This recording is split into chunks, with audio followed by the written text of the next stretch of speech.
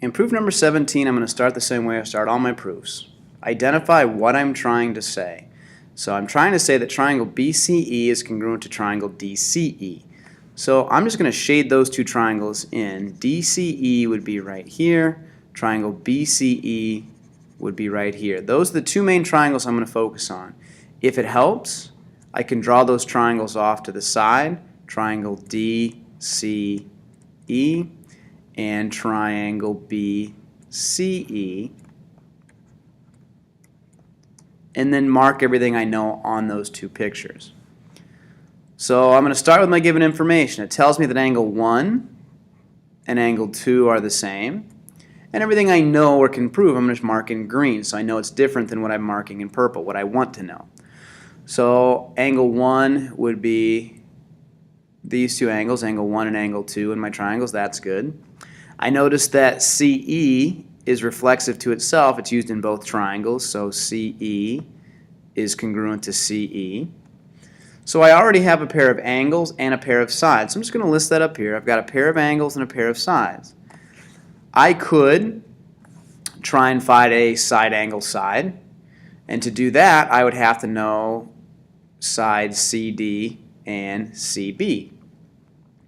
So I looked down my list of reasons, and I don't see any definition of midpoint, I don't see any definition of bisect, I don't see it given to me, and I don't see any isosceles triangles that I can use to get those sides. So what I come to is CPCTC.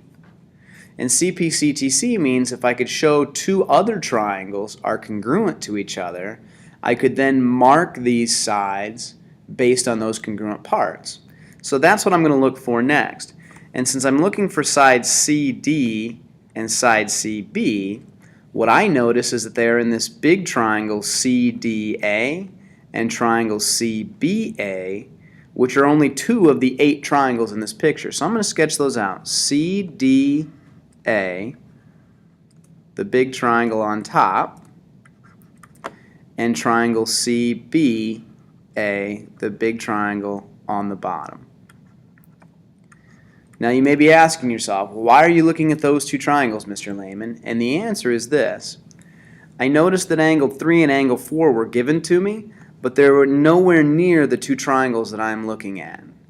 But they are in the triangles that I'm looking at now.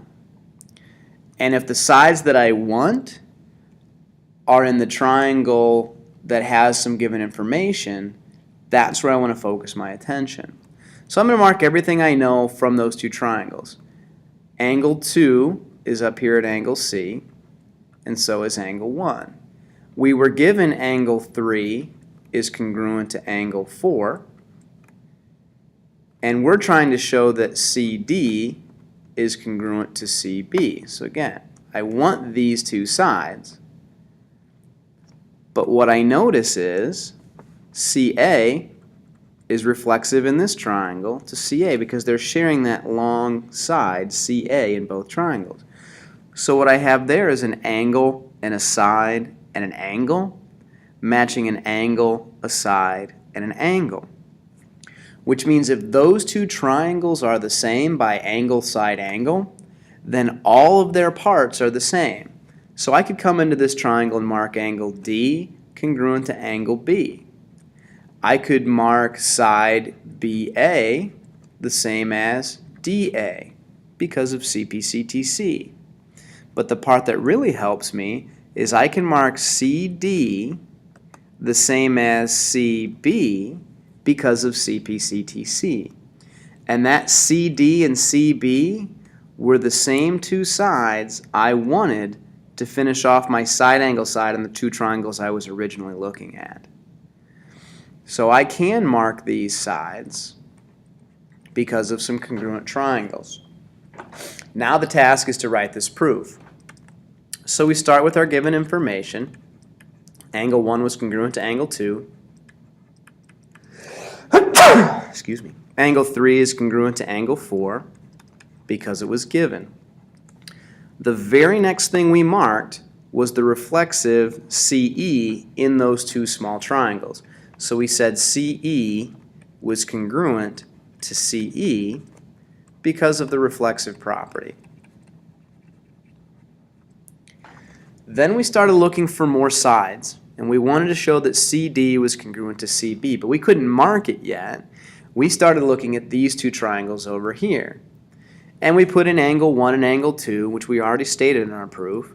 We marked angle 3 and angle 4, which again is already stated in our proof. So the very next thing that we actually marked was CA was congruent to CA because of the reflexive property.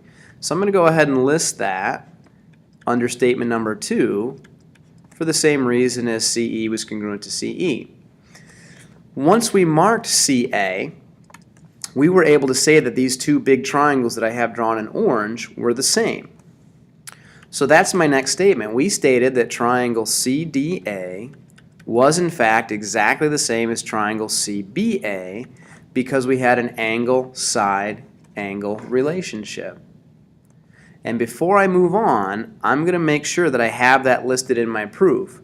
Do I have an angle, a side, and an angle listed to make that relationship? And I do. So those two triangles were congruent because of angle, side, angle. Then we started marking up the triangle. We marked DA and BA, we marked CD and CB, we marked angle D and angle B. But the only pair of sides we were interested in was the CD and CB. So that's the only one that I need to list in my proof. CD is congruent to CB because that gave me information on the other two triangles that I wanted. And the reason was because those corresponding parts of those congruent triangles were congruent, or CP-CTC. That allowed me to mark CD and CB. And once I marked CD and CB, I looked and I said, you know what? I've got a side, an angle, and a side, matching up to a side, an angle, and a side. So these two triangles are congruent, and I finished my proof. Triangle BCE is congruent to triangle DCE because of a side, angle, side relationship. And just like before, I'm going to go back and double check. Did I mark the sides, the angle that I'm using, which was 1 and 2, and the other set of sides for that relationship? And you can see in my proof, I did list all those things. I had a side, angle, and a side used to make that side, angle, side relationship to prove that those triangles are congruent.